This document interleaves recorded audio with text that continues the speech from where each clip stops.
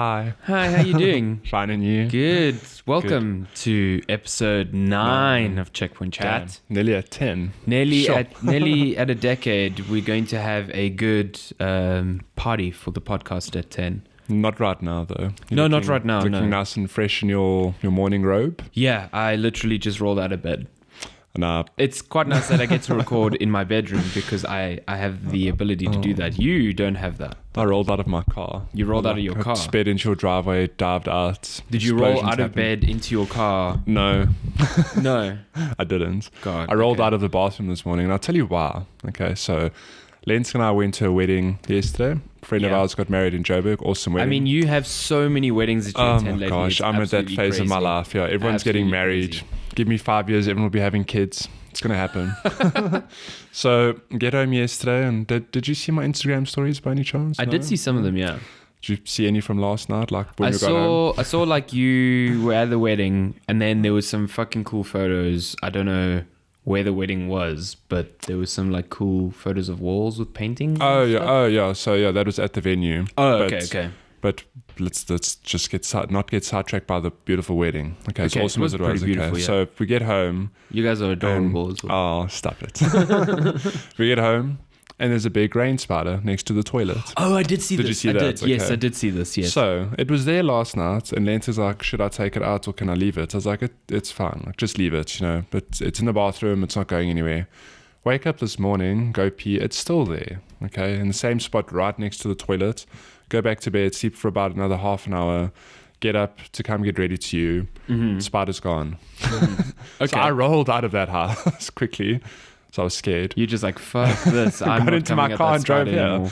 Yeah, it's kind of terrifying though. It's such a little thing. You know, like it's there, but the moment it's gone, it's like, oh my god. No, but the amount of times you post photos of spiders, I don't know where Lenska lives, but it sounds like Australia. She Like it's just spiders everywhere. on her parents' property, she lives like at the bottom in the garden, basically. So it's quite literally Australia.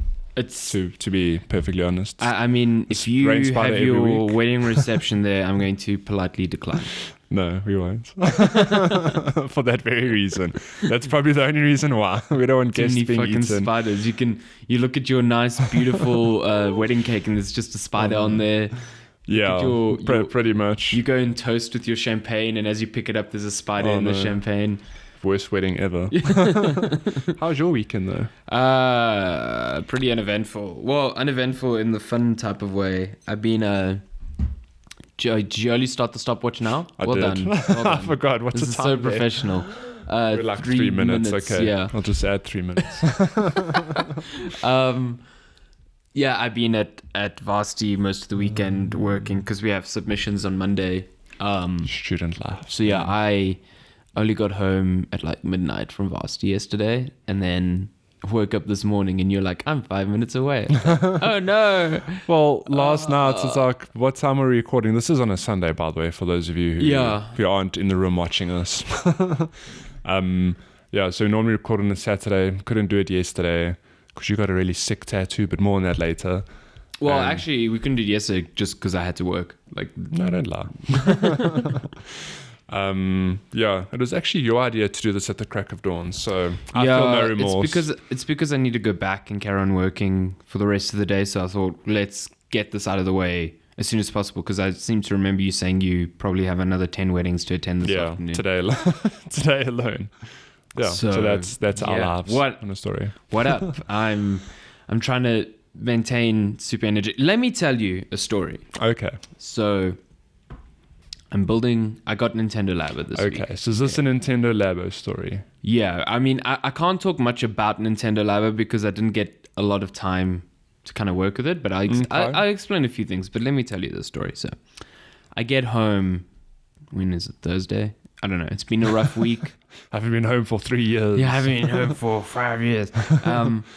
It's been like 2 days since Labo arrived. I haven't really had the time to like kind of mess with it because I've just been super busy. So I sit down in front of the TV and I'm like, cool, I'm gonna start building these fucking things. I opened up my Switch and the Switch is flat. So I'm like, I know. cool. Put it in the dock. Did you leave it? Did it get run over by a steamroller? No. I hate you so much right now. Don't shoot me. So I put it in the dock. I'm like, cool, I'll play via the TV. I won't have, the thing there, whatever. So it works pretty nicely. Like, you put in the cart and it's got these really cool, like, animated instructions with really cool music. Like, you have to hold the button for it to fast forward. And then if you let go of the button, then it pauses on the screen you're on, so you can always see the instructions. Is this the actual instruction manual? Yeah. It works out really nice, and it tells you, like, pop these pieces out of this sheet because this is what you're going to use, whatever. And it's very intuitive. I think it teaches you as you're going along very well and stuff like that. It teaches you why you're putting things into one place. It's like, oh, you need to put this in so this can stand up. It's really cool. Nice. So I'm busy building. I do the like tutorial, which is a very easy like Joy-Con holder, and then I do the first a bit out of the variety pack that I got, which is the little robot. Oh, nice. Which is, it's funny, they have like time estimates for each of the 5, and it's like the RC car, they call it an RC car, it looks like a robot. They're like 5 to 10 minutes, and then the next thing is like 120 minutes, and the piano goes up all the way to like 180 minutes. Oh, it's no. like, cool, I don't have time for this shit. No. So I'm like thinking about carrying on building more, and it's already about like 9:10 at this point that now I finished this little RC car and I'm fucking around with it on the table. It's very cute. So does it move around like an RC car? Kind of, yeah. It's like it vibrates along. You put your 2 Joy-Con on the side and then they vibrate, and the vibrations are meant to move it in one direction. But like even if I press them both at the same time, one vibrates at a different like frequency, or the tables are not entirely even, so to just go in like one direction. Gotta get your tires aligned. Yeah, but what's cool is that you have sliders that change the frequency at which they vibrate, so you can alter them, and you can even tell it to carry on moving automatically until it reaches an obstacle. And what's cool is that it brings up this like camera view of the IR sensor on the Switch itself. So it's like you can see what the robot is seeing. Oh, no way. And then That's when it awesome. stops, you're like, oh, it stopped because it saw this thing. It's fucking That's cool. Yeah. So now it's like 10 o'clock. I've built this dumb robot, and I'm like, I could build more. So I just casually look at my phone, to see what's cracking on Twitter or whatever. And I see I got an email. And the email is from Wits, from one of the lecturers, actually for the course I'm doing now, the project I'm doing now. And he's like, hey, just a reminder that if when you're submitting your lab report, it needs to be this format, this, whatever. And I'm like, oh, fuck. Oh, God. I forgot that this thing was due this week. Oh, no. So I message a mate of mine. I'm like, when is this due? He's like, tomorrow. Oh, oh shit. Oh, no. Oh, no. Oh, man. So I pack away Labo, very sad. Yeah, and very quickly, I imagine. I carry on working, and then I start this report, and I work until I think like 2 or 3 in the morning. Oh, no. And then, I was just real sad. It was like, I had this great time with Labo, and then I had to like, oh, Jeez, God. like, that is awful. So that's why I haven't spent much time with Labo, because I probably would have built something else. Yeah, like, you're having a hell of a week. Yeah, and then like. at least on Friday I didn't have to go to work. I went and got my tattoo. Oh, was that on Friday? I thought it was on Saturday. No. I went. So you on were Friday. actually working yesterday, which is why you couldn't record. Legitimately, that's why I couldn't record. So yeah, I finished up my journey tattoo. I'm very happy. How's it with feeling? It. Looks great. I don't know how it feels It's a bit raw. It's a bit raw, but it's yeah, it was tough. The second session was tough. They got up like really close to the back of my knee, and that just hurt like a fuck ton. So, and then I think how many hours did it take? Like total? So you had 2 sessions? Yeah, probably a total of like 10 hours sitting. Yeah, it was definitely.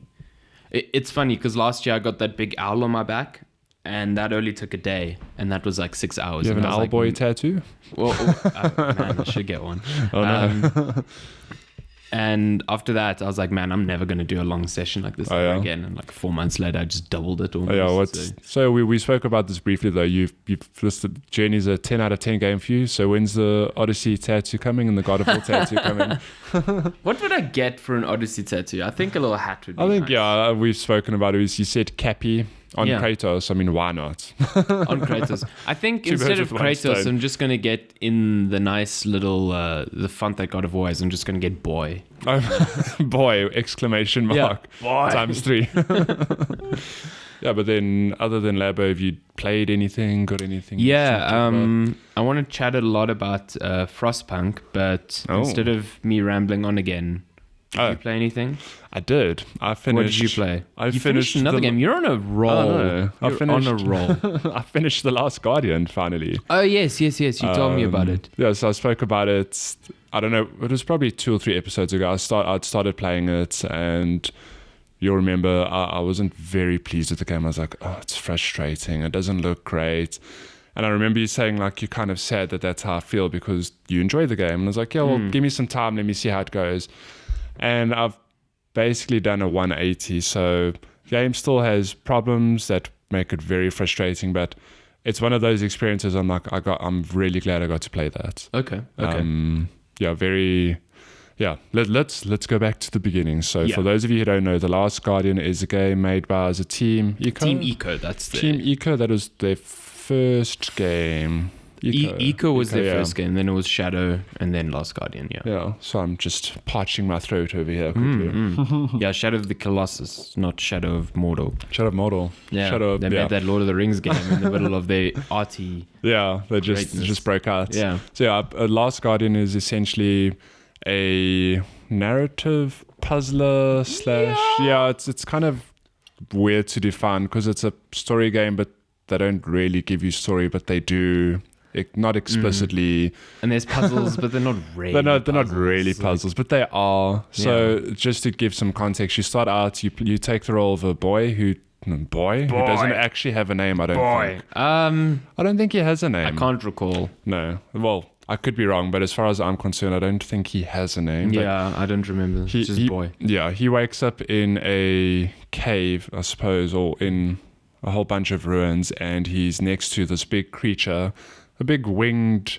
cat bird-like. Yeah, it's like a griffin, but it looks a bit like a griffin. Something else. It's like a bit of dog in there, but cats, but it's a bird, but it's not really. So acts like a cat. Yeah, it actually acts a lot more like a cat than it does anything else. Yeah, it's not a dog. It doesn't listen to you. Yeah. And then, cats don't listen to you either. Yeah, that's true. So No, I'm saying a dog would listen to you. a dog would. Yeah, you're right. Sorry. You're absolutely right. So you just wake up and you're like, how did I get here? And it's your job to escape wherever the hell you are. And that's all that's given to you in this game. You have a narrator who's the boy much older. He's recounting this tale of how he woke up in this cave with his dog cat thing, and you just have to get out, and that's all you're told.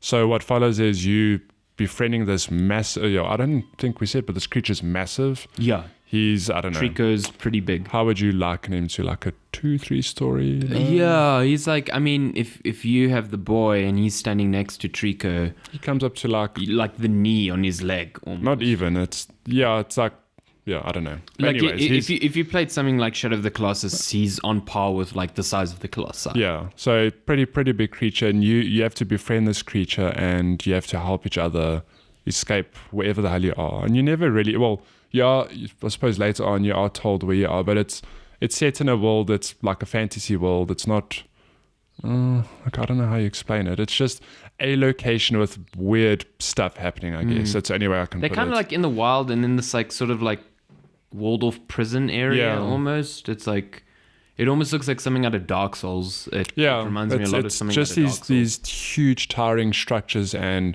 because you're a little boy, you can't really get out without the help of Trico. But then they do some clever stuff, because as much as he helps you, you have to help him. So to give you a dumb example, there'll be a little opening up high in the wall, and you have to climb on Trico's back, jump off, get through the little gap, go to the other side and pull open a big gate for him to walk through. Yeah. So that's how the story plays out. And I suppose it is a big puzzle game in a sense, because you're just figuring out how to get from one area to the next, and they really don't give you anything. You literally just walk through to the next area. It's like, well, where do I go from here? And it's weird because they leave some, I think it is on purpose, like misleading breadcrumbs, because you walk away and you're like a certain way, you're like, do I go through here? And it's actually like, no, that's just a dead end. You have to go back this way. I found that sometimes very frustrating. Geez, like that game, I had moments of like pure frustration where I'm like, oh, this, like, why am I playing this game? It's more frustration than it's worth. But I suppose that was early on in the game, although I had it sprinkled throughout, to be completely honest. Yeah. I don't know if you remember, there's a one part where you're in like an iron cage, like a round. Oh yeah, and you have to roll you have around. To roll in the that thing around. Yeah, it's very annoying. That part of the game, I was just like super frustrated to the point where I'm like, I actually just want to put it down and give it a break and come back. Yeah. But I enjoyed, and it's weird how games work, because I do. I mean, I've spoken about this before. I enjoy games, particularly those that make you feel something, like they're heartwarming or they just make you emotional or whatever. And by the end of the game, there's this narrative happening. It's just weird, because when you have animals involved, there's like a whole different dynamic in terms of emotions, at least to me. So if it was the boy and, I don't know, like a giant who spoke to him or whatever, like, yeah, there would be some emotion attached. But the fact that it was you and this other creature and there's this unspoken connection, it's just like, I don't know. Yeah, I tend to agree with you. Like, having Trico act as a sort of pet is part of why that game works very well. It's like that emotional connection to him. And when you see him at the end and whenever he gets attacked or gets injured, like, you feel bad it's for actually him. like, oh my God, like I have to help him. Yeah, 100%. So, I mean, there are several moments in the game where he's in danger, and it's a different kind of experience trying to figure out, oh my God, like, how do I help him? What do I do? And yeah, I suppose, long story short, by the end of the game, I really did enjoy the game. It's frustrating as well. It's one of those things where you sort of endure this hardship and this like bad gameplay in some parts, and then by the end you're like, yeah, that was really worth it. Yeah, I think the story wraps up really nicely by the end, and it has all these emotional hooks into you, and it's really clever. One thing I didn't really like was how many times it like faked out its ending. Like the amount of times you're like, cool, I'm at the top of the structure. Oh no, I just fell all the way fucking back down. Yeah. And I think it does that twice. Yeah, it happens twice or so, and then the third time, I suppose it happens very quickly. Actually, you climb up one thing and then you sort of end the game. It's like, that is unexpected. But yeah, in terms of scale, it's really cool as well. By the time you get to the end of the game, you look back at a whole lot of the ruins and you recognize like, oh, that's where I was earlier. And it's, I don't know, it's got a good sense of scale. Yeah.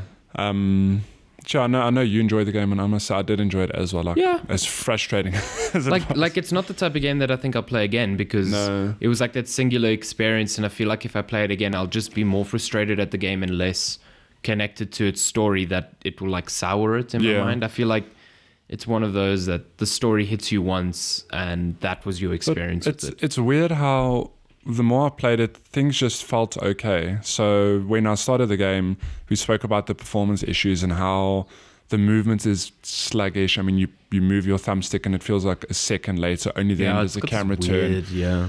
But it's weird how after a few hours that felt normal. Like it really felt normal. I was playing it, wasn't even worried about the frame rate. It just was the game. And I mean, the game is beautiful. No, it is, yeah. It is. But I don't think that was intentional. But it's weird how you sort of just get over it, you adjust to that sort of look and feel, and you just get on with it. Yeah, that's true. I mean, the game looks good, and they're doing a lot, especially with Trico. He's got a lot of like all those feathers, man, and stuff like that. Yeah. I mean, did you enjoy having to manually like grab onto him and hold onto him and stuff like that? Frustrating most of the time. I mean, it was. I mean, when like I want to get up somewhere or whatever, it's weird how, I don't know if it is more the controls, not so much climbing him, but you like hold up and then the boy does like a weird 180 and he's climbing down. And I'm like, he did, yeah. And I'm like, no, just like climb up, for crying out loud. You do like a whole like Spider-Man crawl, you'd be climbing up and then just turn around. I'm like, no, what are you doing? Yeah, okay, I actually do recall that now. Yeah, so like that's frustrating, but my biggest question is, I don't know how I held on through like half those jumps. Chico like bounds up and down these ruins and you're just this little boy hanging on for dear life. And sometimes you're standing on his head. I'm like, realistically, that would never work. I love when you stand in his head and you do like a stepping motion and point in a direction. Oh, yeah. Man, if I was Trico, I'd just fucking fling that kid right off me. But even the so about 2 hours in the game, you eventually get the ability to point out stuff like Trico, please do that. And he does it half of the time. But then I don't know. They might pull it off and like, no, it's a design choice. You know, he's an animal. He won't listen to you half the time. Yeah, I kept debating on whether that was intended. But half the time, I'm like, I don't know, man. This AI just seems a bit frustrating sometimes. But I mean, yeah, I feel like if that was a design choice, they leaned into it too hard. Much. Yeah. Like, they should have done it where sporadically you'd be like, oh, he's not listening to me. But like maybe like 80% of the time you'd kind of eventually get there. Because there's so many times where I'd point, Trico would kind of make a motion, go there, and then turn around and come back. Come back, like, yeah. What the fuck? Like, so like, why? Like I do get it. It's like, okay, this is an animal who doesn't know me. I mean, why would he listen to me? But then the times you like, I jumped up, well, on Trico's back, you scale this massive structure, you get to the top of it, and then I'm busy figuring out like, what do I do next? I'm like, oh, that's what I need to do. Look around. Trico's like, jump back down. I'm like, the hell? Like, wow, come back here. And then you have to wait and you point.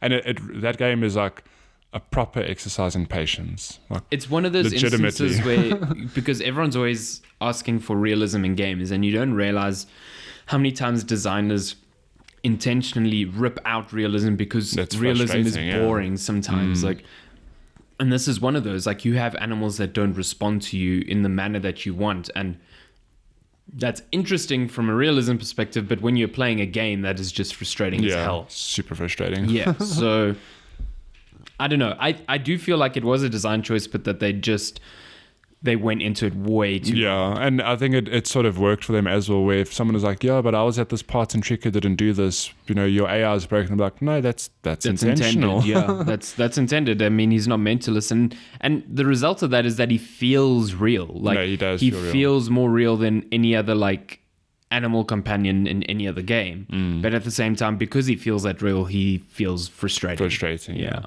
But I mean, imagine you playing Far Cry and you tell the dog to go kill a human, and the dog's like, nah. I'm gonna jump down this building and look back up. You'll be like, what do you want? But then the dog in Far Cry doesn't feel like a dog. He just feels like an automated drone of killing that just goes on your command. So you lose that kind of connection to him because he's just a toy that you can see through. You know, you see how he works, and he doesn't feel like an animal. Yeah, but I mean, that what I've spoken about, just that connection you get with Trico, it really is a special game. I mean, it's so funny because I've spoken to a few people at work about it, and I'm like, I don't know if I'd recommend you play this game. Like, I don't know if you'd enjoy it, because it is like, it's just frustrating. I imagine putting a colleague in my shoes playing a game, I'm like, I just. But that's what I told you when I gave you the game. I'm like, I don't know if you'll like this. Why would you subject someone to this? But then if you can get through to the end, I mean, I think it took me 10 or 12 hours, let's say 12 hours. Pretty long, yeah. I think it's too long, but I think if you figured out the puzzles immediately, I mean, there's a trophy for finishing the game in under 5 hours. So it's a short game if you know where to go and exactly what to do. So half the time is like scratching your head, pointing at stuff, trying to figure out. But anyways, it's frustrating. Like, there's no escaping that. But it's one of those things where if you can sit and be patient and get to the end, you're like, man, that was really worth it. Yeah. Like, it is.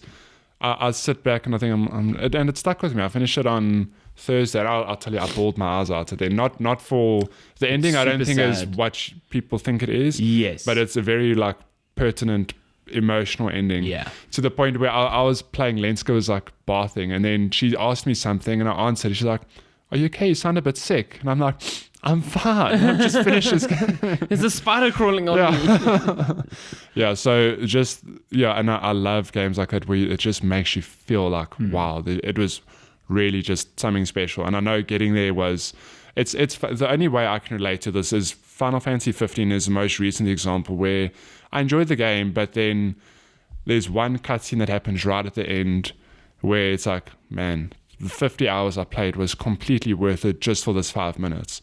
And that's exactly what I had with The Last Guardian. It's like, shit, those 12 hours were frustrating, but it was so worth it just for this. That just that one little moment. so worth it, So, yeah. No, Last Guardian's good at that. I'm very excited now for you to start Shadow of the Colossus, because Oh, I mean, man. hell, if you did not like climbing on Trico. I know. I know. There's how many Colossus are there? There's like 12 or something stupid.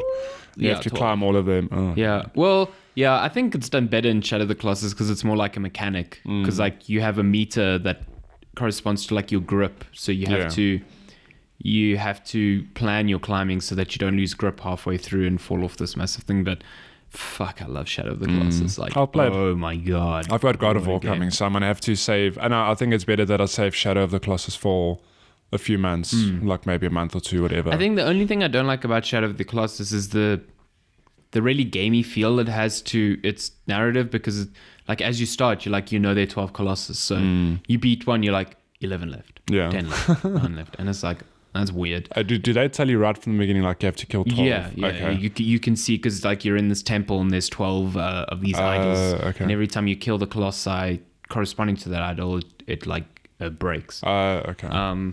So it's just like it's a weird, like you can tell it's an old way of progressing narrative. Yeah. It's just like checking numbers off the list, and it can get into the sense of, oh, I beat this Colossi, I get teleported back to the temple. I've just got to ride to the next one, beat him, do it again 12 times. It's like weird, but the game itself is so good. I can't wait for you to play I'm it. keen to play that.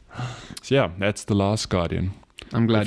For those enjoyed it. listening, consider picking it up. Look, it's frustrating, but get through it. You can get it for cheap now as well. It's dirt cheap I think now, when it launched, like, it was hard to recommend at the $60. Yeah. Like, I was like, it's a bit short. Well, I mean, it's a bit short for $60. I think you could shave 3 hours off that game and it would feel better. But I would not at all recommend when it launched to be like, go get this game now. I'd be like, wait for it. You know? Yeah. I think you can grab it off sales for like $20 Yeah, now. And it's been out for like a year and a half now, I think. So it won't be full a price. bit longer than that. It's longer than that. Was Yeah. it 20? It was in the same 17. December as Final Fantasy 15. Yeah, so that's so it's last year, 2016, sorry, end of 2016. Then it came out December 2016. It's about a year and a half. Yeah, that's right. Yeah. Oh, I'm right. Don't challenge me. No, I'll look it up right now. Okay, I thought it was 2015. Anyway, if you lose, you owe me a 5-star. okay, I bought you one last week. I know. What if? So yeah, that's Last Guardian. Let's talk some of that sweet Frostpunk action you've been Yes, I'm so excited to talk about Frostpunk. playing. Wait, before we carry on, Last Guardian 2016. You owe me another 5-star. Why did I think 2015? I don't know. It was end of 2016, December. You're just bad at telling time. Yeah, You know? clearly. I'm Portuguese. This is our What? I'm Portuguese. I know how to tell time. lies, man. How dare you? Lies. Okay. So yeah, I've been playing a lot of Frostpunk. So Nice. Frostpunk, which we touched on, I think last week or yeah. the week before. It's a PC game. It's a city builder of sorts. So if you are put off by games like Tropico or Anno, like I am, because I find them a bit too systems heavy and just too much is going on for me to like have enjoyment. Frostpunk is kind of a good middle ground. So you are still doing some city building and you still have to be like, I have to put this structure there so I can mine some coal, and put this structure there so I can mine some wood, and I need to build houses for my inhabitants, and I need to connect them with roads, and like you're building this ecosystem that is this like city that is living and breathing. But at the same time, because it's made by the devs who did this War of Mine, it's all about survival and very difficult decisions to make. So the premise is that this like really, really harsh winter has taken over the planet. And So it's Game of Thrones, basically. Yeah. Winter has really come and people were not prepared. Oh, man. And civilization is kind of like completely died. So there's different scenarios in the game, but the main scenario is one called A New Home, and it's basically these bunch of people from London who found this generator in the middle of nowhere, and they're like, cool, we can turn this into a new home away from London and whatever, and survive this winter. And it's really cool because it starts out small. It's like, okay, you've got to mine, you've got to pick up these coal deposits around you so that you can power the generator, and the generator provides heat. And heat is like your biggest commodity in the game. Like, you need to keep people warm. Certain buildings have to be at a certain level of warmth before they can function. So like cookhouses and medical facilities, if they're too cold, they can't function. And just generally, like, buildings, if they're cold and you send workers to work in them, you like start messing with possibilities of them getting sick. And if they get sick, then they have to be healed in a medical center. And if they aren't healed fast enough, then they become gravely ill. And then they're really useless unless you have a different center. And if you leave them in that state for too long, they die. And well, that doesn't sound stressful at all. yeah. So, I mean, that's just one facet of like, things you need to worry about. Then you need to worry about like, sending hunters into the harsh wilderness so they can hunt raw food so you can cook and keep everyone fed. And then you're sending out scouts to like nearby spots of interest to find more survivors, because the more people you have, the more people you can put to work and stuff like that. And as you're growing, these things sort of like ramp up exponentially. It's like you start running out of coal, so you have to build a structure that creates coal from the snow and stuff like that. Is that even possible? Yeah, I don't know. And then like every 24 hours you can pass a law, like I can pass child labor, which is actually the only way I actually finished this scenario.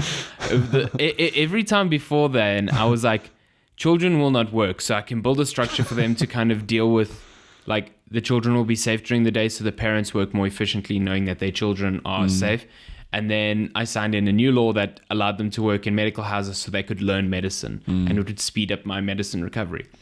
And I thought that was a really cool way to do things. But turns out turning all the children in your your city, which at the end of my game equated to like 50, 60 different hands.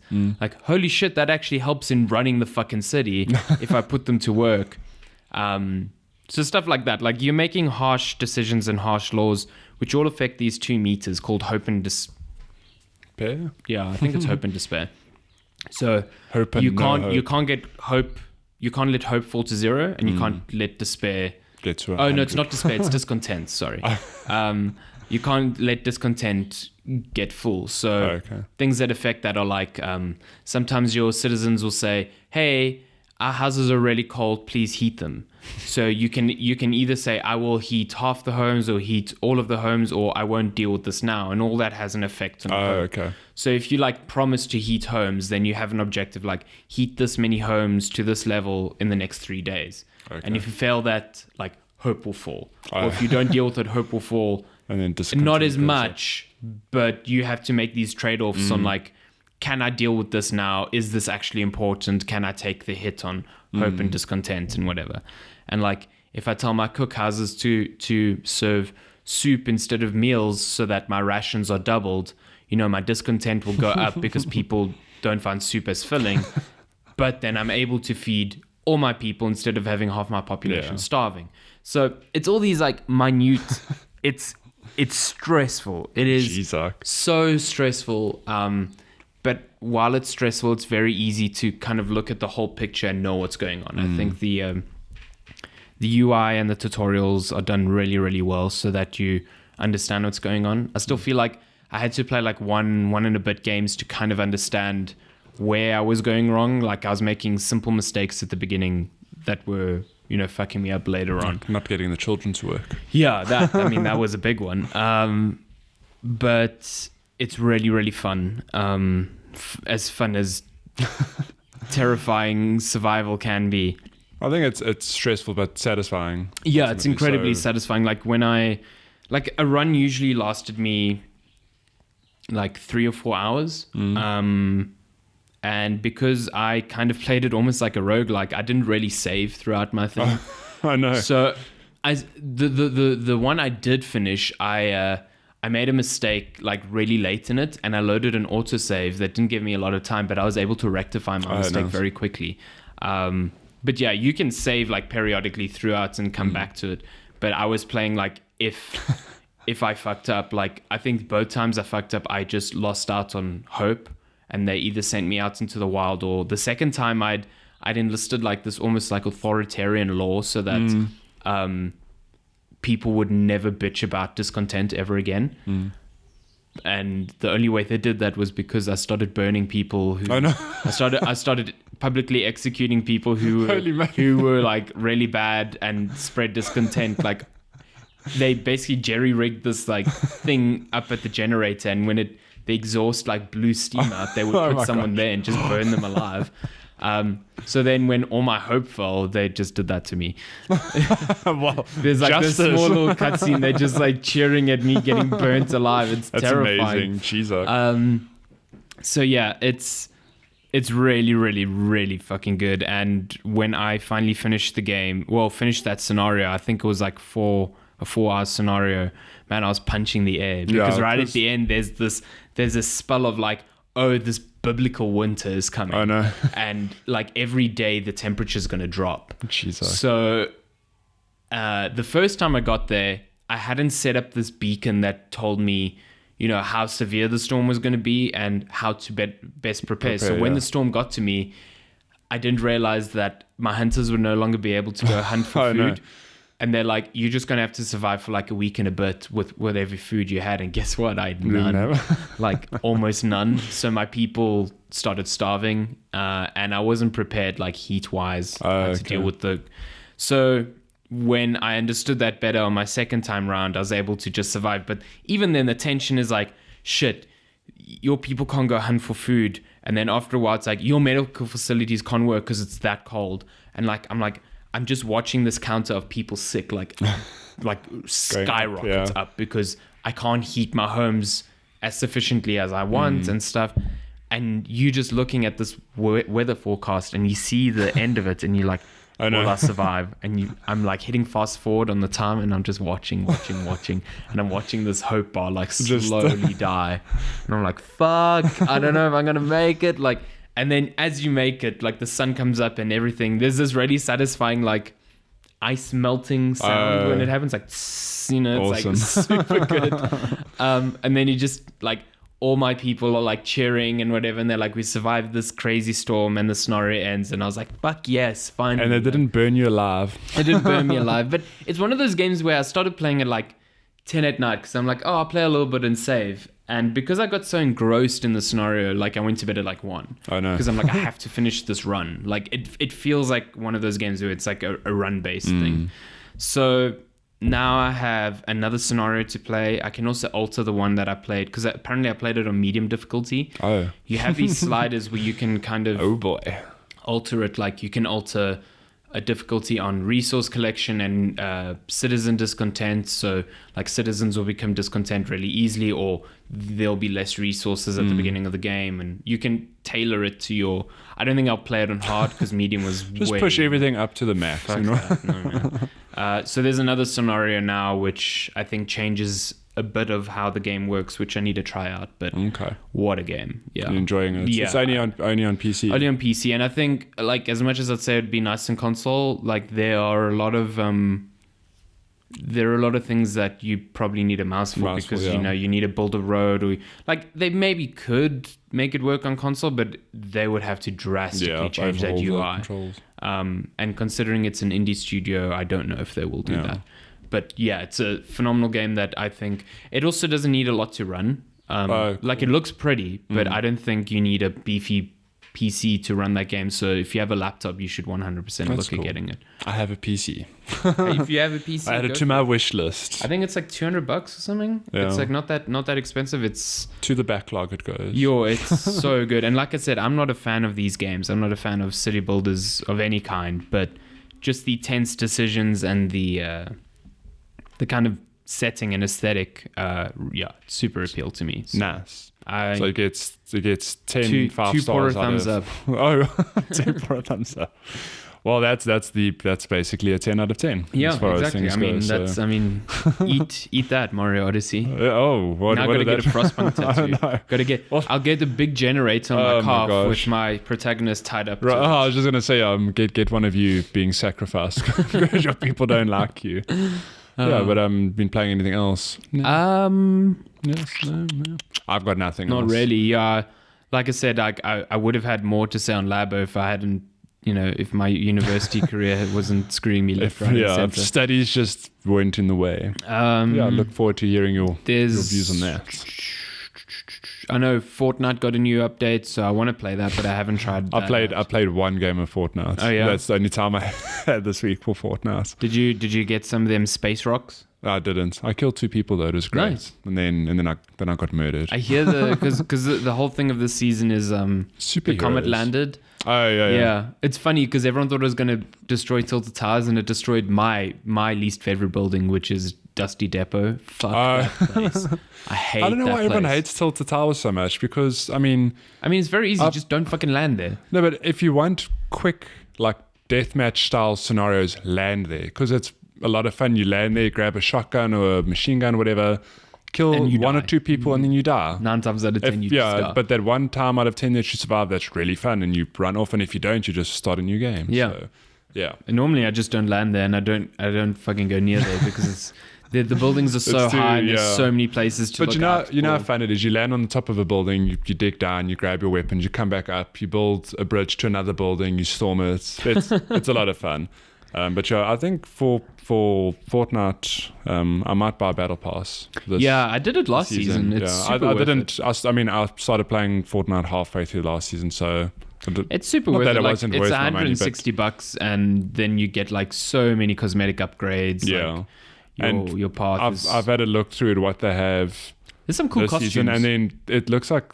I don't know. I don't know if I just didn't pay enough attention to the last season, but it looks like there are a lot of unlocks this season. Like there were lots last season as well. Yeah, you'd get up to 100 levels, and at level 100 you unlock that John Wick.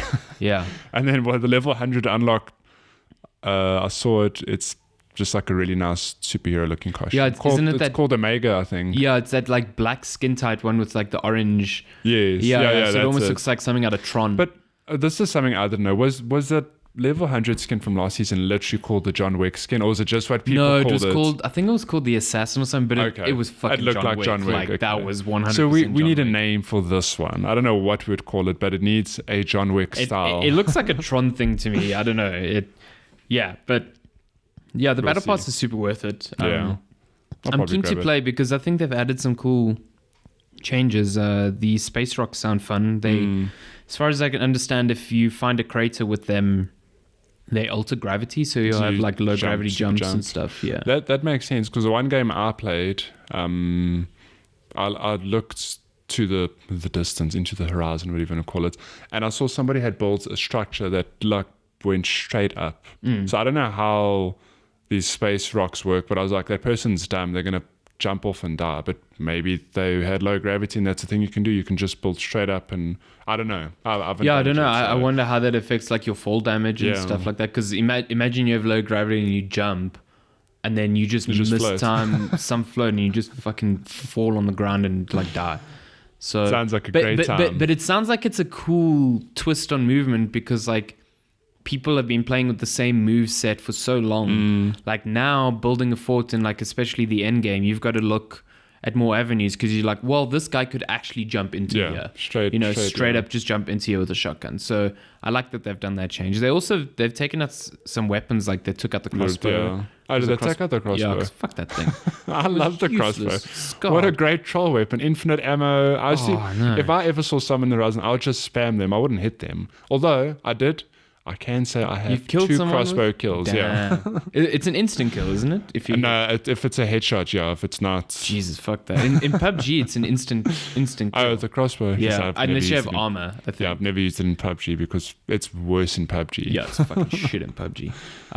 So that's out, and then the rocket guided. That was out in a previous update already. But I don't think they added any weapons for this. They've still got the whole Portafort thing going. Yeah, there's a light machine gun, I think, that was added. But that's again, that was the past a couple of weeks ago, yeah. But it's cool. I want to jump in we must because there's also some secrets on the map that people are uncovering. And I think Epic's doing a good job of keeping their map full of mystery. Like the way they're altering their map, it's like, there's always something to find, and they tie into like your battle pass challenges and stuff like that. So Fortnite's a great game. Yeah, Fortnite's very good. If you haven't played it, super good just job play it. with it. It's cool. I'm really sad that they took out 50 vs 50 though.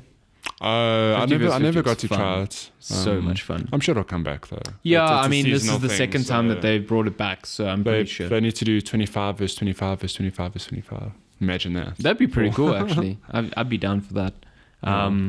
Yeah, they haven't said anything about a new map, but again, you see, they don't need a new map. No, they keep altering changing. the one They're that just they changing the existing one. It's very and clever. I think that's better in a sense, because then it's not you're not splitting the player. Not that you're splitting the player base, but the moment you throw another map in, you get a favorite. Well, at least in my experience, I think the new maps are just like, cool, this is fun. And then you start favoring, like, when you load into the wrong map, you're like, no, you this start isn't the introducing problems that PUBG had, because when they introduced their second map, they had issues of people like they'd load into the map that they don't like, and they'd just straight up quit. Yeah. And that's forced them to introduce a map selector now. So they've included a map selector. Yeah. How's this? I have a friend, Cello, who listens, by the way, and he's been wanting a shout out. And I finally found the perfect time to shout out to him. He would load into PUBG. And if it was, so before the next map was out, just the default map, I don't even know what it's called. I think it's default Myanmar. Map. No, Myanmar is the second one. Default PUBG map. If you loaded in and there was fog, you would quit.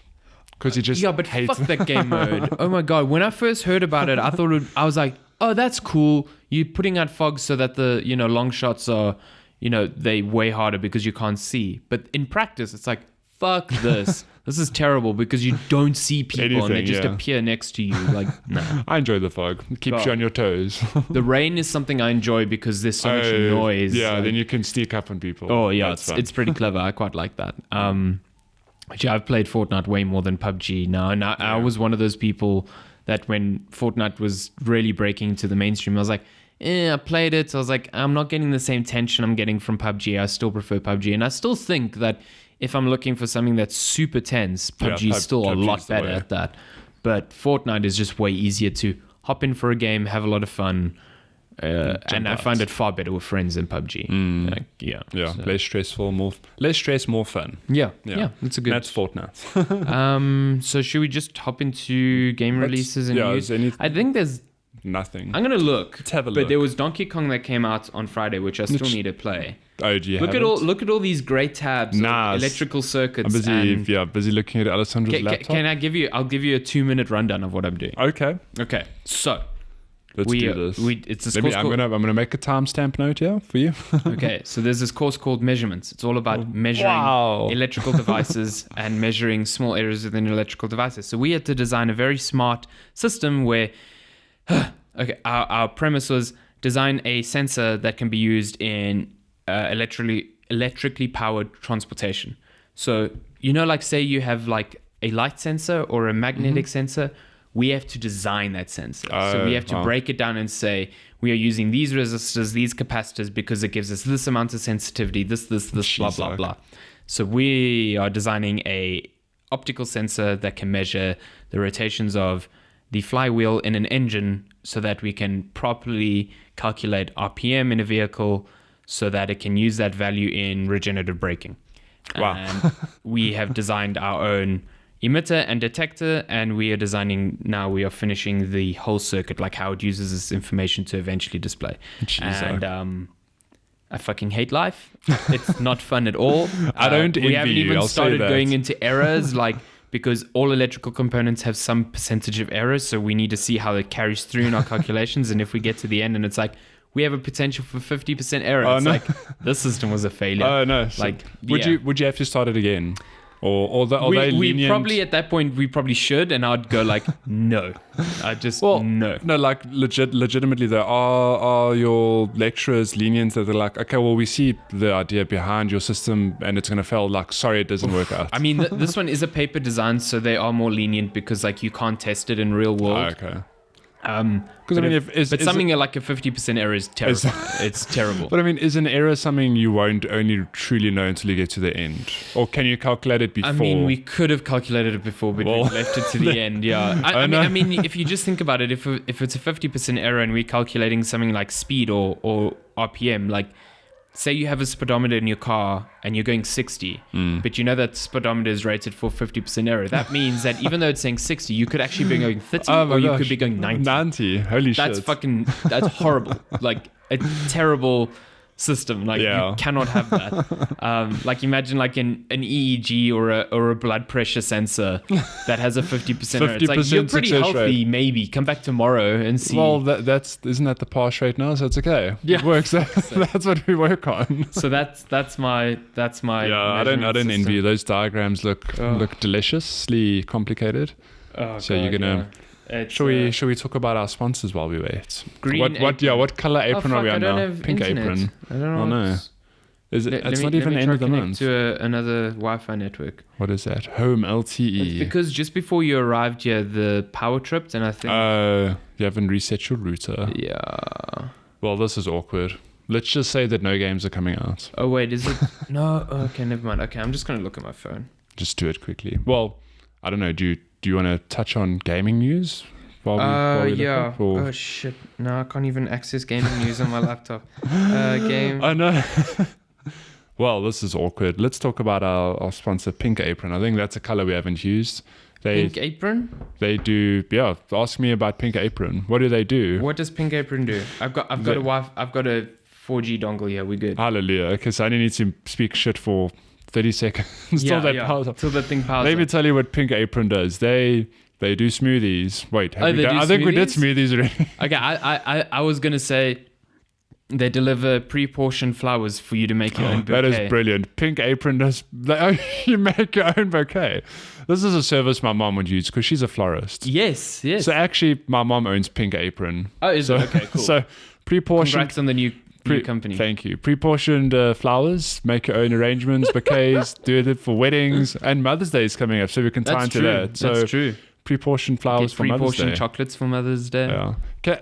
You don't. Your mom isn't a florist. No. What do you? My mom's not a florist. No. What do you get for a mom who's a florist?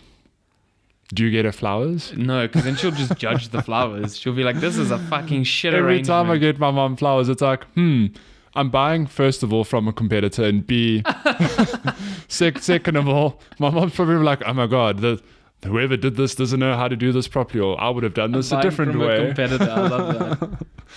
Yeah. Oh god. So Pink Apron. Wait, we need a slogan. A better way to do flowers. Nailed it. A better way to spread allergies. A better way to buy gifts. A for your better way mom. to cook. A better way to do flowers. We've got it. Man. Better way to do Pink flowers. Apron, yeah. Okay, cool.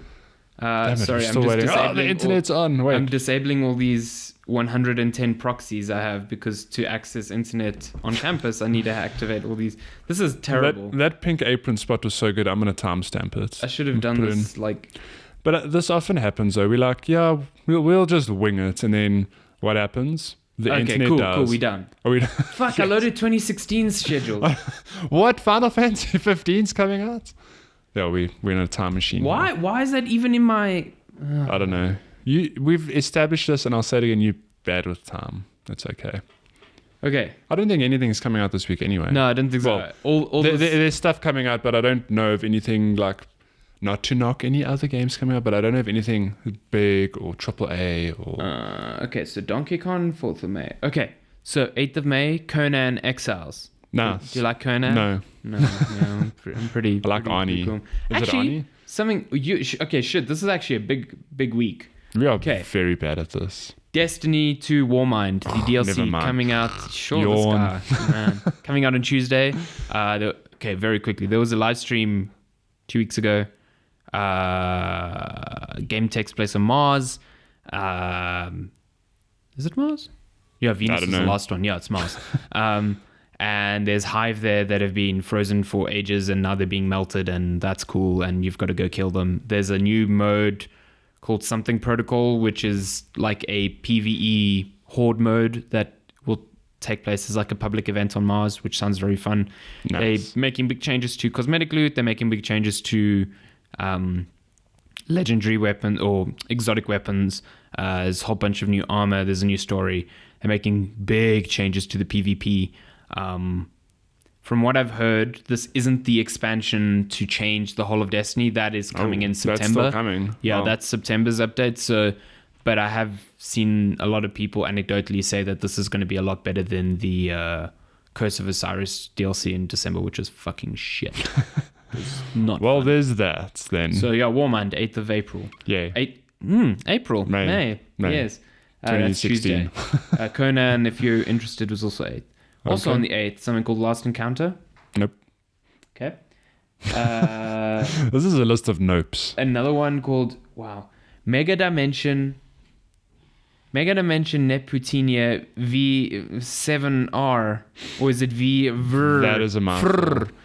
I can't see. I'm not wearing my binoculars to see your I have screen. no fucking clue what that is. That sounds like an RPG. So I think I saw an ad for that online, like when I was waiting for a video. It's like some really anime as fuck JRPG. So it's a JRPG, likely. Then, big game. Pillars of Eternity 2, Deadfire. Oh, okay, that is quite a big game. That is huge. Not doesn't mean anything to me, but I know that a lot of people a lot of people love the first Pillars. And so Pillars of Eternity 1 had an interesting story where, is it Obsidian. Obsidian, yeah. It was in Blood, Sweat and Pixels. Yes. So I remember reading about, can't remember for the life of me, but I remember there's an interesting story attached to it. There's a very good story, like them trying crowdfunding for the first time. Yes, that is it, yeah. Obsidian had just come off making Fallout New Vegas, and they were messing with a bunch of projects that they were trying, because Obsidian is an independent studio. They have to pitch to publishers to get games made.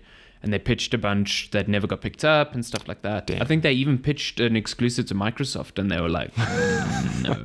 And look where Microsoft are today. Yeah, so they made Pillars, which is like a CRPG, which, I think Pillars, the first Pillars, kind of heralded that return of type of game. Yeah. And is this a sequel? No. Yes, it's a sequel. It should have been out last month, but they delayed it. Oh, yeah, that's okay. I remember. I think we glazed over that. I think there's like lots of ships in this one. I'm not into classic RPGs. I tried Divinity, and I know it's a good game, but I can't. I've never tried it. I think it's the sort of thing I would enjoy, but I'm like, nah. Yeah. So then we have Raging Justice coming to PS4, Xbox One, Switch, and PC. Wow. On Switch. I have no idea what that is. But it's on Switch, so I'll give it a chance. Yeah, we'll play all of these games on exactly. Switch. Duh. Another big one, Tacoma, coming out on PS4. Oh, okay, you mentioned it last week, I think. Yeah, I love Tacoma. Nice. I haven't played it. Could be a bit shorter, got a really good story, got a really good game mechanic attached to it. I'm glad it's coming out on PS4, because it was only PC and Xbox One. So yeah, more people get to play it. More people play it. Then more. AO International Tennis. Age of International Tennis. Tennis, the real tennis game is coming out in June. When is Mario Tennis coming out? Mario Aces. Fucking so excited. I haven't played a tennis game. When Mario Aces comes out, you need to come over, and we're going to do a motion controlled match for the title of Podcaster of the Month. Nice. Doesn't exist, but we'll make it. We'll make it. What else? So wait, 8th is Tuesday, 9, 10, 11. Okay, so we have to go up to the 11th, sure. Right, I'm busy watching your dad being attacked by your army of dogs outside. Rip in peace. I know. Rest in peace, in peace. Yes, exactly. There's another game called it's like Siberia, but it's not spelled that way. It's like Siberia. I know. Siberia. Don't know what that is. Do you know what that is? I don't know. I don't know any of the games coming out. I love this. Okay, this is only coming out on Switch. It's called Immortal Redneck. Oh no, what? Okay, what do you think the premise of that game is? Okay, Immortal Redneck, I think, is not about rednecks in the ways we think of them, like poorly educated Southerners in America who are maybe racist. I think redneck is a dude who stood out in the sun for too long without any sunscreen on his neck, so he got a red neck. But he's also immortal, and he uses his pain and anguish of people touching his sunburn to defeat enemies. That is a very good pitch, but let me tell you, I've just looked it up, okay? Are you ready for this? Oh my god, this is not at all what I expected it to be. What is it? Is it my pitch? They stole my fucking game idea. There we go. This already, the first line will throw you off. Immortal Redneck is a FPS. What? Set in Egypt. Okay. With roguelite elements.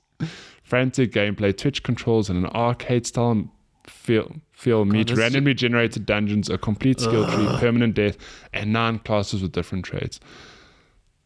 Where does the redneck come from? Yeah, I don't know. So that's what made me laugh, though. It's because, when I hear the word redneck, my first thought is exactly what you said, like a Southern American typical stereotype.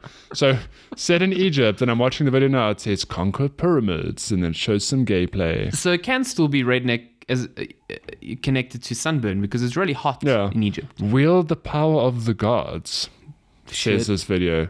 It actually looks alright. I don't like these games where the description is just like a fucking like bucket list of game mechanics, like roguelike, procedural generation, classes, weapons. This it's like it actually looks a bit like Quake, to be honest. The way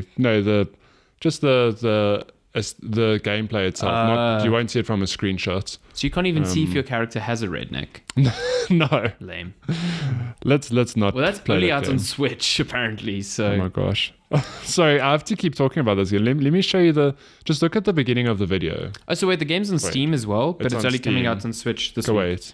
Okay, the video I watched now legitimately look like a redneck. Okay. I think we've spoken about this game too much. Let's move on. Laser League. League. I don't know why some of these are in bold. Like, I thought the big releases would be in bold, but the only ones in bold are International Tennis and Laser League. This is coming by way of Game Informer. So if there's a secret code that they're trying to send us here. It's like, these are the highlights that you have to play. I don't know. Laser League, not sure what that is. And then the last game... No, wait. No, there's 2 more games. One Piece, Pirate Warriors 3. I could not give 2 shits about One Piece. No. I know it's some pirate fucking anime, and I know it's got way too many episodes, and I could not give... So it's the game. Couldn't care. It's only on Switch. On Switch, you say? Wow. Warhammer 40k Inquisitor Martyr. Don't know what that is. Wait, that rings a bell. I feel like that's a game that I saw at E3. Really? Is it the strategy-ish? No, I think it's a shooter. Another one? Legitimately, like Vermintide. Well, Vermintide's not really a shooter, but it's what's it called? Warhammer 40k Inquisitor. It looked really cool from what I saw. Inquisitor/Martyr. I can't believe. So I saw that 2 years ago, and it's only coming out now. I suppose makes sense. What is it coming on? PS4, Xbox One, and PC. Oh, okay. I thought it was out already, but yeah, I think it is the one I was thinking of. Let me just get to the preview, the page quickly. I'll read off the product box again. Okay. So enter the chaos-infested Caligari sector and purge the unclean with the most powerful agents of the Imperium of Man. Warhammer 40,000 Inquisitor. That is a mouthful of a name though. Warhammer 40,000 Inquisitor Martyr is a grim action RPG featuring multiple classes of the Inquisition who will carry out the Emperor's will in the darkest reaches of the Emporium. Okay, it's an action RPG. I think it is a shooter though, like an RPG shooter. If I'm not mistaken, I'm just waiting for the video. Yeah, remember when Warhammer used to be 100% just an RTS? Yeah, I'm sure this is what I saw.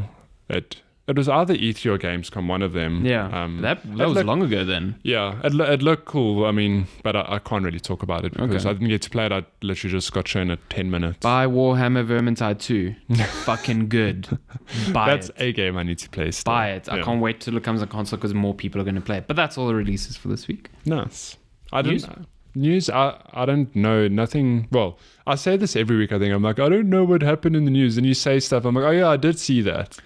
I don't know. Does anything? So one thing that happened, like the day we were recording last week, because we recorded early last week, was they revealed Shadow of the Tomb Raider. Oh yes, yeah, we did briefly touch on it. Yeah. I hate the fact that after 3 games, it's still like, this is the story that Lara is going to become the Tomb Raider. It's like, what? But it's funny because there are those. I suppose there are memes going around where it's like, Tomb Raider, the story of how Lara, like the origin story of Lara becoming the Tomb Raider, and then it's like Rise of the Tomb Raider, the origin story of the origin of Tomb Raider. Becoming the real Tomb Raider. And it's like Shadow of the Tomb Raider, like the real definitive origin story of how Lara became the Tomb Raider. Unbelievable. So yeah, I'm like, Rise of the Tomb Raider was really good. Yeah, but like I'm kind of getting over this.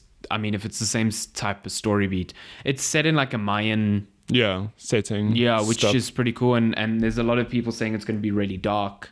So yeah, cool. Whatever. It's more Tomb Raider. It's coming out in September, I think. Don't get me wrong. Like, more Tomb Raider is great. I love both the Tomb Raiders. But it's like, I thought this game was going to be not a departure, but something different. I think it's meant to finish off this like trilogy. The trilogy, yeah. So I suppose it makes sense. Yeah, I don't know. I haven't watched any gameplay. I haven't even seen the trailer yet, to be honest. Yeah, I've it was seen just like a CGI trailers, like, and then some people got hands on, so they were, putting on impressions. Wait, sorry, before you go on, you're busy scrolling through your screen, and I see Hanzo. So I could have sworn you said, and some people got hands on. Oh, that would have been good. I was damn confused, but it made sense. What else? Beyond Good and Evil 2 got a little bit of gameplay shown. I think this game is very far away from being ready.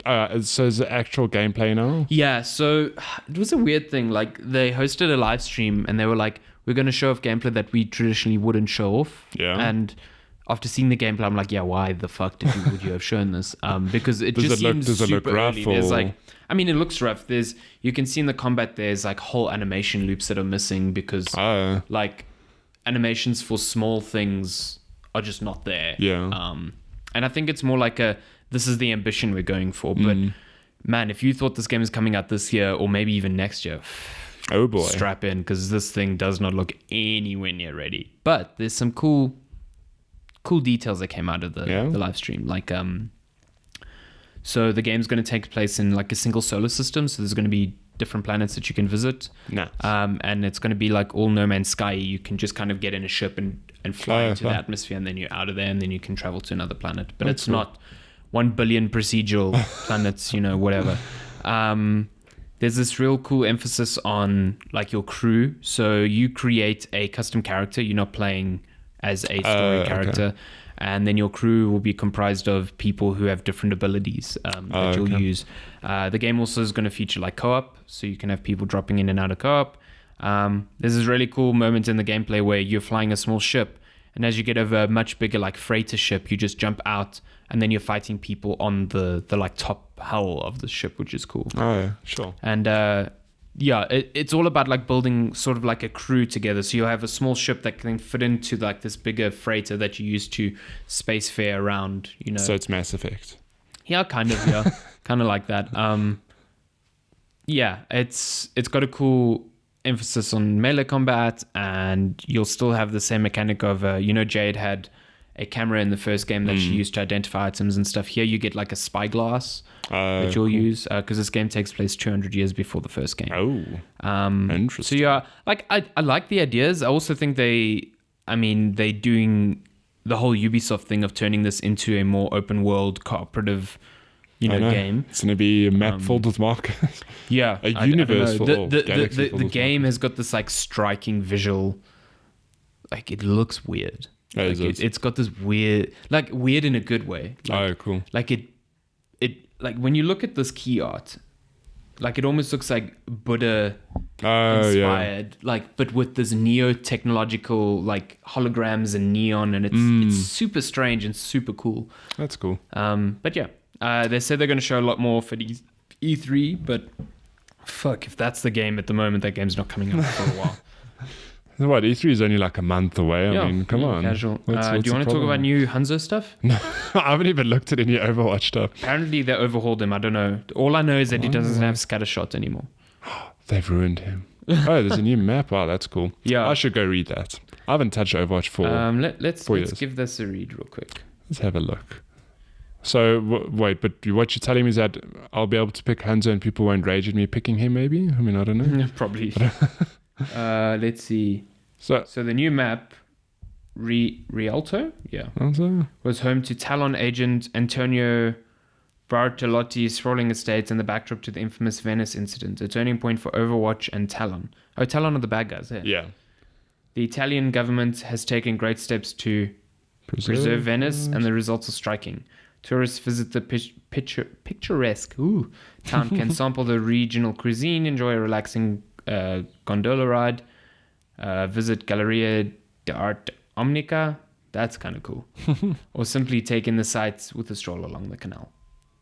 Cool. And that's that. Okay, so new map. aforementioned Hanzo rework. He loses his scattershot arrows. Hanzo now also gains storm arrows, which allow him to rapidly fire up to 6 arrows that deal reduced damage but are always fired at full power. Oh, wow. Hanzo That's also cool, gains right? a new movement ability, Lunge, which allows him to dodge in mid-air and get to new locations. Other tweaks include his projectile speed being slightly increased to make for easier target tracking, I know. and his sonic arrow's radar radius being reduced but having its duration increased and cooldown dropped. That's interesting. Cool. I don't know. Giving him a lunge, it sounds like they're making him. I suppose in terms of movement, he is like a very static person. I mean, if you corner him, where's he going to go? Yeah. He's basically going to die. Although, yeah, I don't know. It sounds like they made him a bit stronger, to be honest. Yeah, it does sound like made him more useful almost. Maybe, yeah. Seems like they have some small changes to like Genji. The hitbox on his deflect has been reduced. Brigitte, her shield bash cone angle has been reduced. This is how long it's been since I've played Overwatch. I haven't even played Brigitte yet, and I haven't even played. No, wait, I have played Moira. Like Tracer briefly. got her bomb damage reduced from 400 to 300. Oh no. Oh yeah, that's enough Overwatch. Yeah. Fuck this game. I love Overwatch. Overwatch for life. I have to play that game. How do you like hyperbolic titles? Call of Duty 4 is going to push the envelope of innovation this year. Nice. I don't That's what wanna we hear read every year. Yeah, it's what we hear every year. Let's see. Steam controller support for Switch controller. Cool. I don't even own the Switch controller. I mean fucking great controller. what? It's not called the Switch controller. What's it called? The Pro controller. The Pro controller. Yeah. That's it. I don't have one. Let's see what else. Shadow of the Luminous Demons? Remaster got delayed a little bit. Oh So, did you ever play Luminous? no. It's like a musically inspired Tetris, which means I should hate it because I hate Tetris. I thought you were going to say you hate music. No, I love music. But it's fucking cool, and I'm keen to play. Where's that? Oh, the remaster. I suppose Yeah, it's coming to yeah. everything. Yes, it is. Like All of the things. You can play it on 4K and whatever, but on Switch, they've done some cool things with the HD Rumble. So the music, Oh, no. the music travels through the HD Rumble to make you feel the music. So I'm travels down through to play the that. HD Rumble into your fingertips. Yeah. Oh yeah, we got a new trailer for Red Dead. Did you watch it? No. What? This is every week we have a point where we end our friendship. This is this week's one. Remember, I think we've touched on this before. Have you played the first I've Red never Dead? played Oh Red my Dead. god. Shutting down. Shutting down. I know. The Oh first god, Red Dead he's even got the audio thing open. Are you ending the podcast? No, not yet, because I need to tell you how good Red Dead is. Red Dead is like the only Rockstar property I actually really enjoy.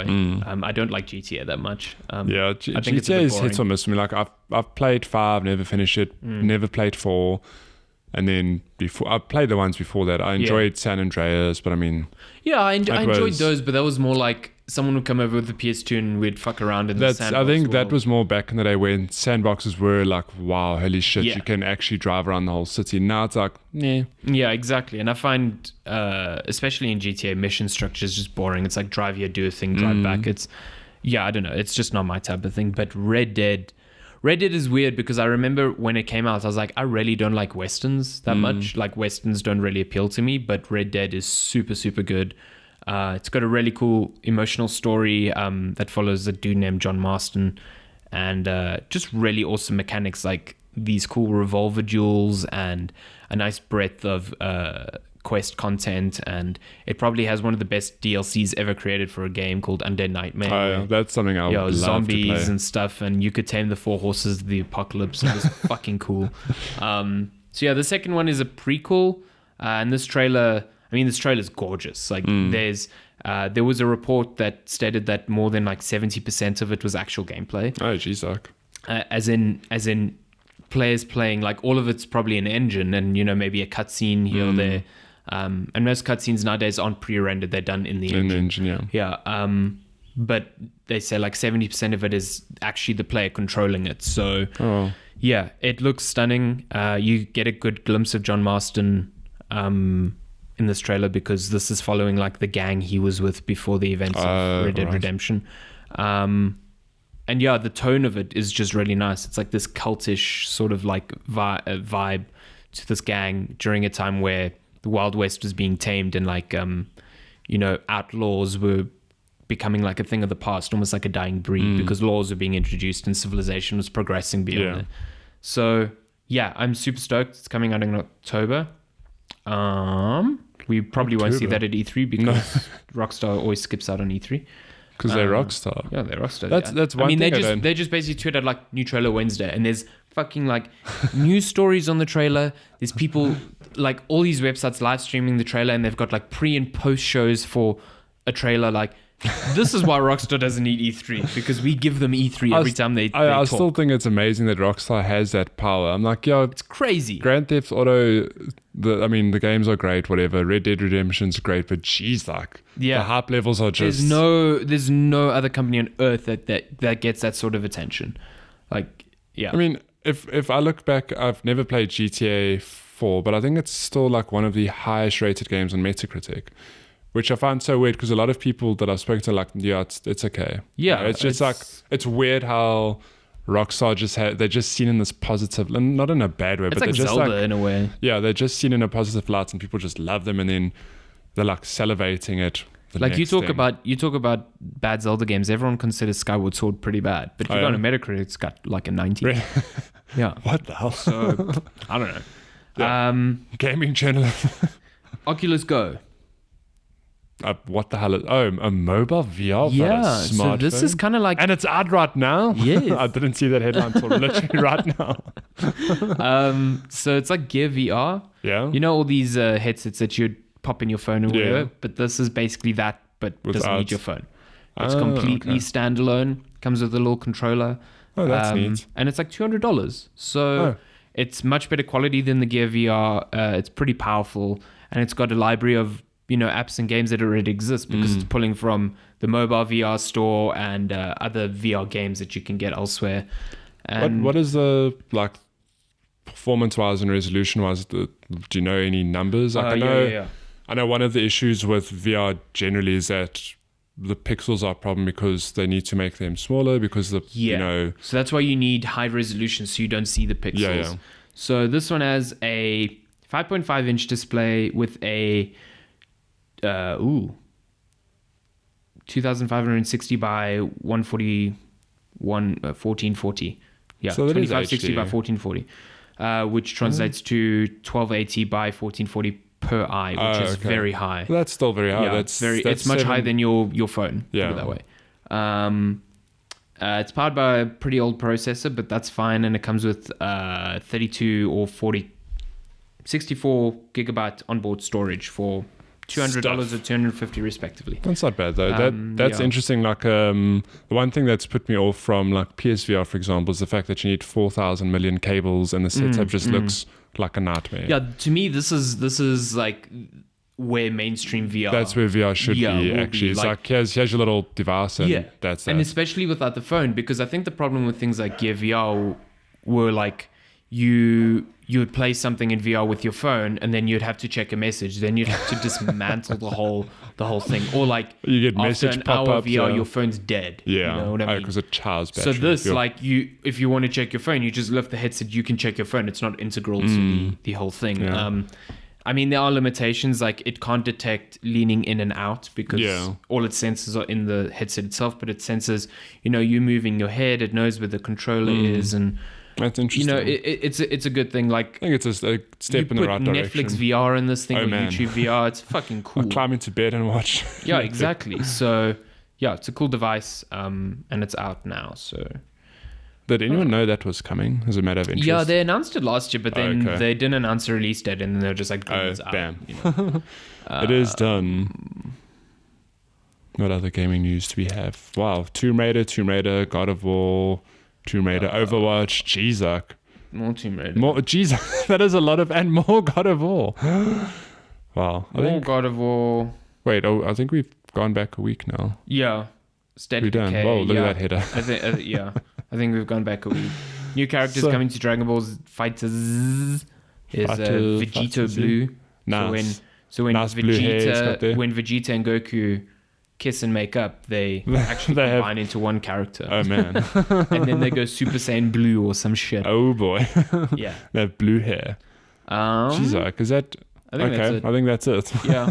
Yeah. Just where you're scrolling now, it literally is like God of War, Shadow of the Tomb Raider, God of War, Overwatch, Shadow of the Tomb FIFA 18 is getting a free patch for the World Cup. No That's one cares. I mean, yes.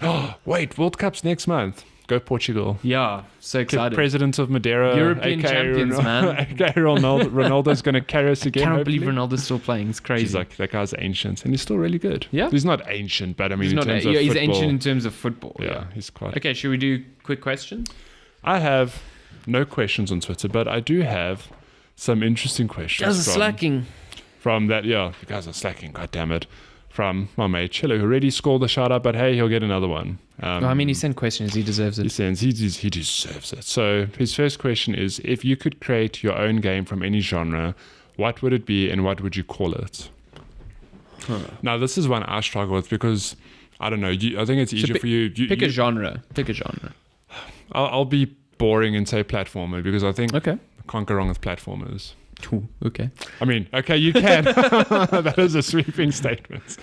You can go wrong with platformers. But I enjoy platformers. I think consistently across the board. 2D, 3D? No, let's stick with traditional 2D. Okay. So like a Super Mario vibe? Yeah. Or like Rayman Legends vibe? Both. Which is a fucking great game. You should play the game. On PS Plus now. Yeah. Casual plug. So what would be like your mechanic, or would it be? I don't know. This is where I struggle. So you being in game design, I think this would be a lot easier for you because you've actually had to conceptualize and come up with games. And I suppose, I imagine your head's more in that space. Like, well, what game? I guess maybe. Yeah. Maybe. It's still hard. Like whenever we got projects at Varsity that were like, there's no theme or mechanic that you need to design to. You just have free reign on it. It was always the hardest because you overthink things and you consider far too many elements and yeah. Well, if I think about me, I enjoy platformers and I enjoy not story heavy games, but cool narrative games. So when I think about a recent example is Celeste. I've never played it, but from what I've heard, it's a platformer, but the story is really good. I don't know if that's true. Yeah, it's very good, yeah. So maybe something along those lines, a walking simulator / platformer. I don't know. Okay. I don't know what I'd call it though, or what it would look like. You just want to create like a platform with the same like emotional resonance as Ori. Yeah. What? The game already exists? I love Ori. Okay. I love Ori. I hope we see news of the sequel to E3. Yes, please. Like, I hope it's one of those things where they're like, it's out now. Oh, man. What's it called? Whispers in the Wind or something? No, Will of the Wisps. Jesus, I got that very wrong. Whispers in the Wind. That's what it is. That's actually the game. Willows of the Wisps. Here's what's going to happen. They're gonna show more actual gameplay at E3 because they showed a trailer last year, and then they're going to release it next year March. Man, I'll be so sad. I'll be so sad. I'll be so sad. Such a great game. Okay, but I would want a game like that, I suppose, because but Ori's more like a Metroidvania, more Metroid. Yeah, you're right. It's more Metroidvania, and that game's not really like, you don't have a narrator. You have very minimal talking, I guess. Yeah. Yeah, but something like that. And Castlevania, good lord. Although I'm not wrong because that is just make Symphony of the Night. It exists. These games are once exist. What would you make? That's tough. I don't know. It is a tough question. It is very tough. Like I'll tell you what I 100% wouldn't make. I wouldn't make a fighting game because I don't understand them enough. I wouldn't make a racing game because even though I love a lot of them, it's just not something that I find exciting to work design-wise on. I wouldn't make a sports game. I suppose I'm in the same camp as that. Process elimination. I wouldn't make any of those games either. I also like platformers. Definitely of the 2D kind, 3D platformers aren't that great. Yeah, Crash Bandicoot shit, hey. What? Okay, I take my statement back. I'm also going to end this podcast right now. No, this is the second time in this show alone. I would like to make a sort of not an RPG in the traditional sense, like too many systems heavy, but I like Breath of the Wild a lot because of how it is a systems driven game. Like when you think of Breath of the Wild, all of its fun comes through messing around with its many systems and seeing what's happening. And that's a certain design style. It's like systems driven games. There's not a predefined specific interaction list. It's like fire will set X number of things on light. But out of that subset of X number of things, you can levitate these sort of things. So you're letting the player experiment with how these things interconnect. And that's why a lot of the times you see things, you're like, holy shit, I didn't realize you could do that. And I bet you some of the designers are like, fuck, cool. We didn't think you could do that. You could do that either. And so systems-driven game of that kind would be nice. And to work on something where I'm designing a lot of those systems and how they interlink would be kind of fun. It doesn't have to be a sprawling adventure like Zelda. There's this game. Shit, let me Google it. It's called. What is it called? I don't know. You tell me. You tell me. I don't even know what to Google. He's literally got Google open and he's staring at his screen. Something. Voxel, game systems. Something. I wonder if this will even. Nope. Okay, no, it's definitely not voxels.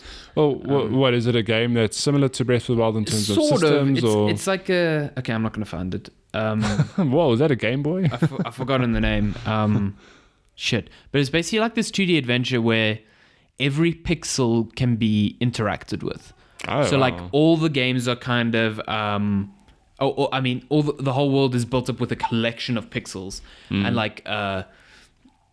Say you destroy like a barrel of noxious gas, like the noxious gas like hangs in the air, and then if you ignite it with fire, then it will create an explosion that affects your surroundings on a per pixel basis. So it will create really realistic looking caverns, or certain pixels that are maybe like grass or whatever will catch a light and that will affect the area around you.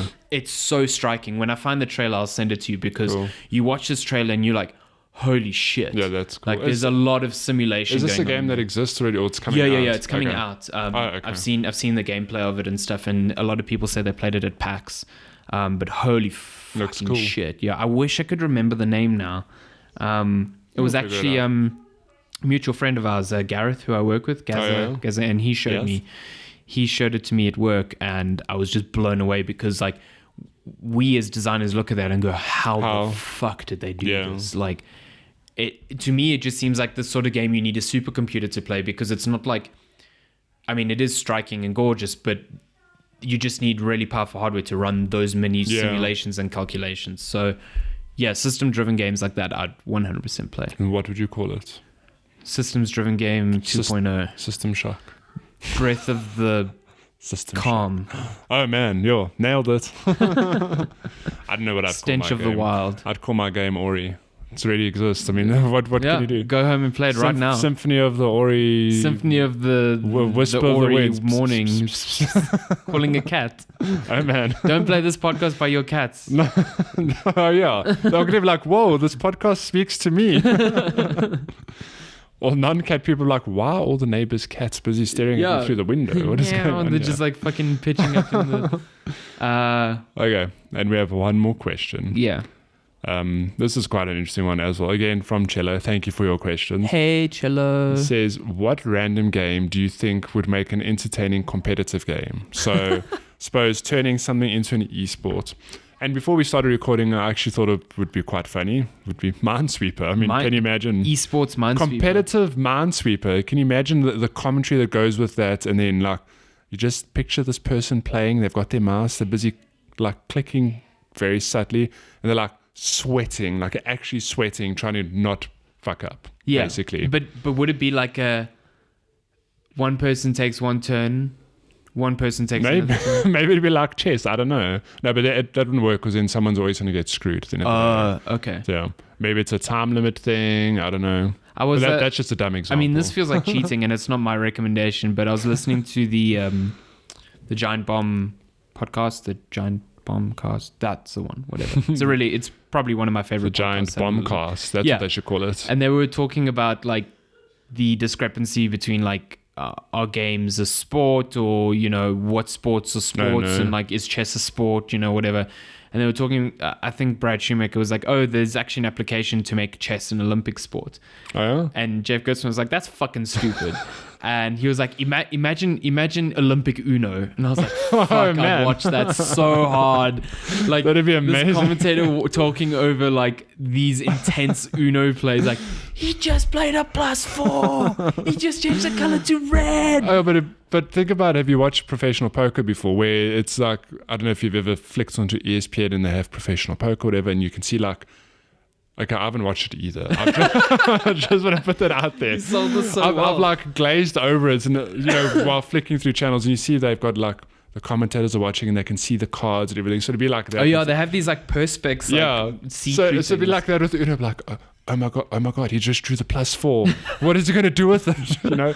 Oh my god, he's going to skip the whole table's turns. And he's lost all his friends. Shit, he forgot to shout Uno. What a rookie mistake.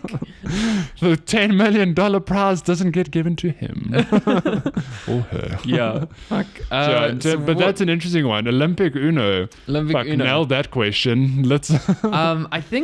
I think the one game I'd love to see turn into an esport just because it'd be so ridiculous is Skyrim. Skyrim is on everything. We just need a Skyrim esports league. Like how fast you take to get up to the arrow in your knee joke, or how many things you bought from Kijat or whatever. Speaking of Skyrim, I think it was on the Kind of Funny Gamecast, one of the episodes had a user question come in, because they were doing E3 predictions. I listened to this as well, yeah. And someone sent a question like, okay, do you think we'll see the Skyrim remaster? Which is so true, because, I mean, god damn it, it's on every bloody platform. So when are they going to remaster We'll just remaster it again. You thought Skyrim looked good the first time. But wait. 8K resolutions. Yeah. So Skyrim, competitive Skyrim. Skyrim would be fun. Man.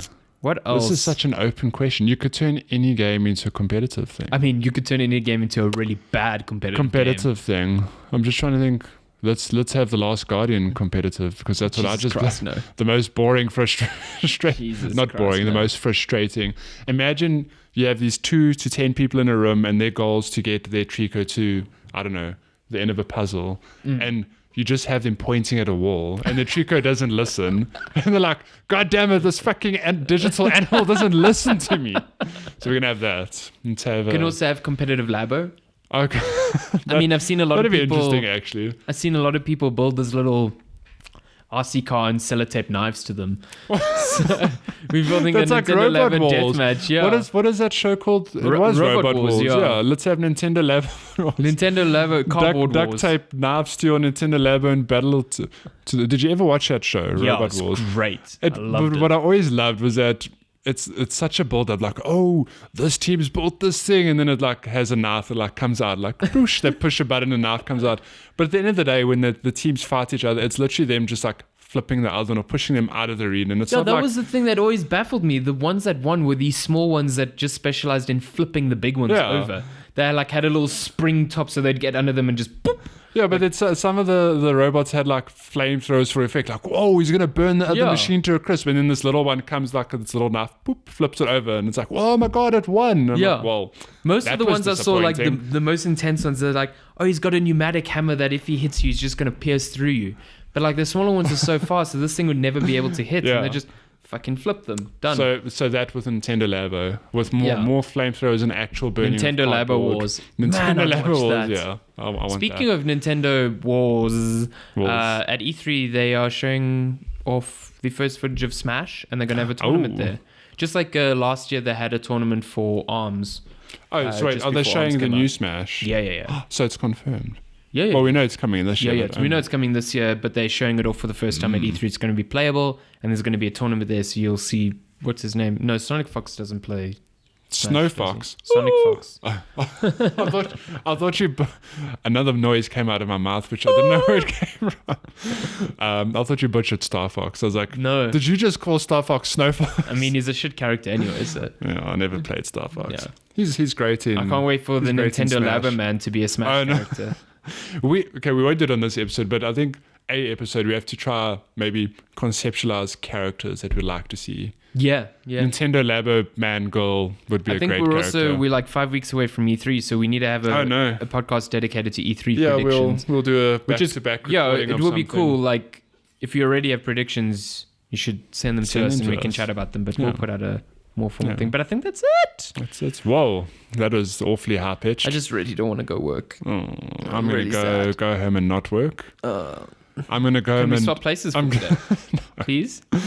Yeah, I'll go to the weddings for you. You'll go to my weddings. You also have to buy gifts for said weddings. Yeah, keep that in mind. Fuck that, I'll go back to Basti.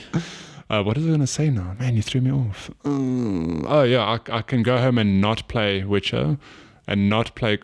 Yeah, wait. Did I share the story? I did share the story about my God of War being delayed. Yes, I did. you did. Okay.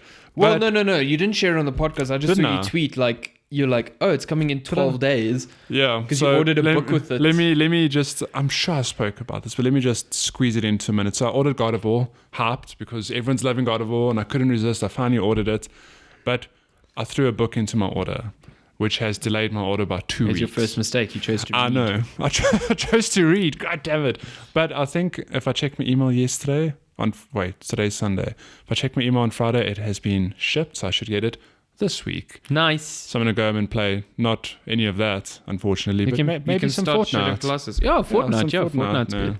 Nah, I won't start Shadow of the Colossus. I had to finish The Last Guardian because I couldn't not finish The Last Guardian and then jump into God of War. Yeah, fair point. So, you just had to power through. Yes. So Fortnite it is.